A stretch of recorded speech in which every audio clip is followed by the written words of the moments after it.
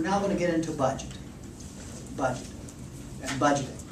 And of course, a budget gives us a plan on how we are going to bring money or have money come in and how we're going to spend our money. And individuals do budgets and school districts do budgets. So therefore, we want you to have an idea about these processes. And there are a number of ways to do budgeting.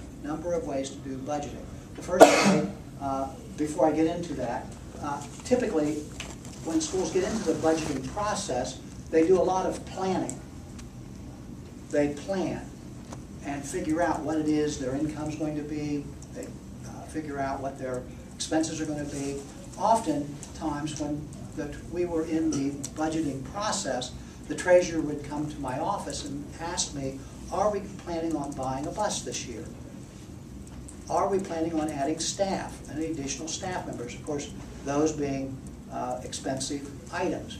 And she would factor those kinds of things into our budget.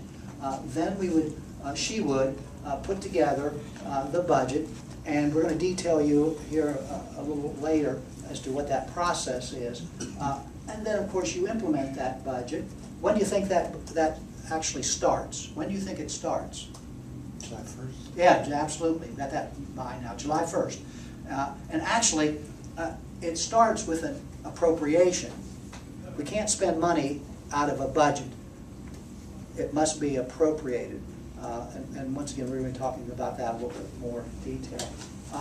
And after it's implemented, there is, of course, ever the possibility of an audit. Of course, we learned about that last week. And then you start your cycle all over again. Of course, during this particular implementation, we are buying items and we're expending our funds. The first budget type is called incremental line item budgeting. And this is the type of budget that most school systems use. Here's how it works.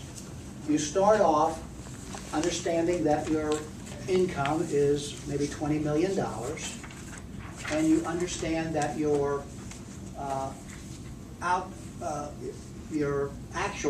fiscal year coming up, you're anticipating a 2% increase.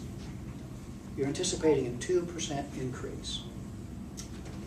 So, from there, we look at salaries, and salaries are fairly easy to budget because we know that people are going to get step increases. We know that there are going to be some people who are going to get be put higher on the salary schedule, and so you can kind of do a fairly good idea about what that's going to look like. But an incremental budget might increase that by 4%. By 4%. Benefits, and notice that we have decided that we're going to move that up by 5%. We've already talked about the escalated cost of insurances. Supplies, we move it up 2%, capital outlay 1%, purchase surface 1%, and debt service 1%. So an incremental budget takes last year's actual figures and increases the items by a certain percentage. Incremental budget. We are incrementally increasing the budget. And it's done by line items. By line items.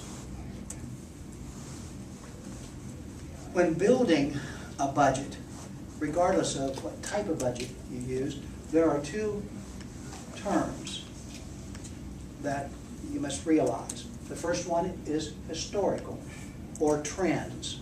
For example, back to salaries. If we looked the past 5 years, and in the past 5 years, the cost increased 2%, what do you think we're going to assume? It's going to do the exact same thing. So we build our incremental budget 2% higher. We might look at, historically, in my school district, we were about 75% funded by the state. And so we had to look at the state and how much money the state was giving us. And historically, the state would give us about 3% more year after year after year. And so the assumption was that that would continue. Therefore, we would, incremental budget would be built with a 3% state increase in our state funding. Something else that plays on historicals, now that you have a little bit of understanding about state foundation funding,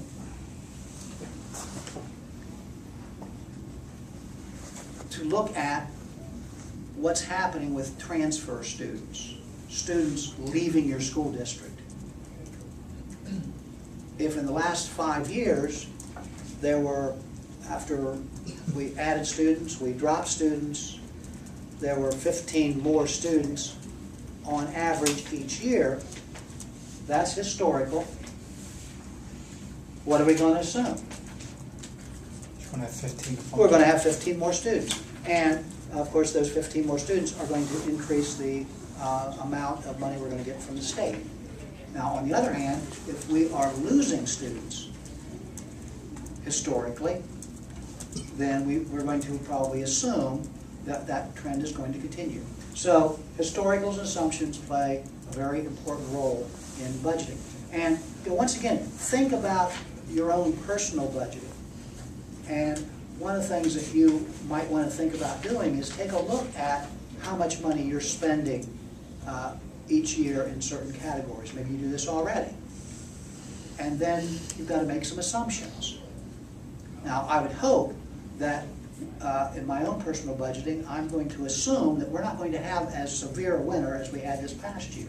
So I'm hoping that my propane bill will not be taking as big a jump, and it will go back to more historical percentage increase. So,